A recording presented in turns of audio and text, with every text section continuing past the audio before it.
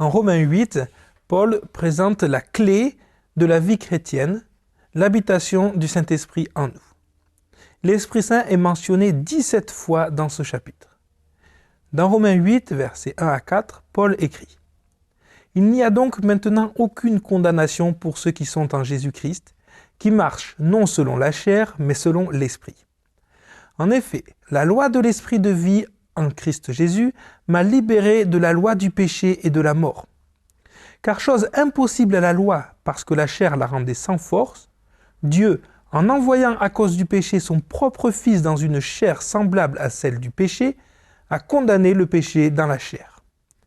Et cela, pour que la justice prescrite par la loi soit accomplie en nous, qui marchons non selon la chair, mais selon l'Esprit. » Dans ces 4 versets, Paul résume ce qu'il a écrit dans les 7 chapitres précédents. L'Esprit Saint qui habite en nous est celui qui nous libère de la loi du péché et de la mort. Christ a condamné le péché à la croix et l'Esprit qui vit la vie de Christ en nous accomplit la loi. Tout le long, depuis le chapitre 1 jusqu'au conflit immense de Paul avec le péché dans le chapitre 7, Paul nous a montré le grand problème de l'homme avec le péché. À travers Romains, on voit que le péché est une plaie et que malgré nos efforts, on n'a toujours pas réussi à s'en défaire complètement. Il est ici, là-bas, partout, il est même dans nos corps et on ne semble pas pouvoir s'en débarrasser.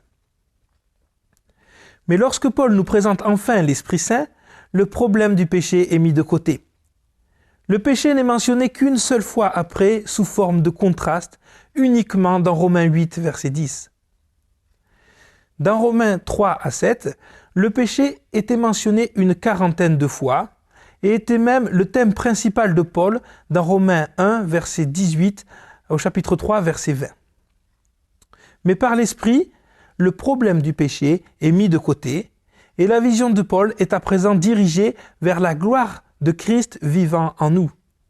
La grande nouvelle de Dieu pour le grand problème de l'homme, qui est le péché, et l'habitation du Saint-Esprit en nous, qui nous libère de la loi du péché et de la mort. Comprendre l'Esprit Saint était comme une illumination pour Paul, au moment le plus crucial de sa vie chrétienne. Paul a réalisé qu'il ne pouvait rien sinon échouer. Avec son intelligence supérieure et son éducation surprenante, il échouait. Même en déployant tout son zèle religieux, il n'était jamais à la hauteur. Puis il a réalisé le secret de l'Évangile qui se trouve dans ces 5 mots. Jésus-Christ est ma vie.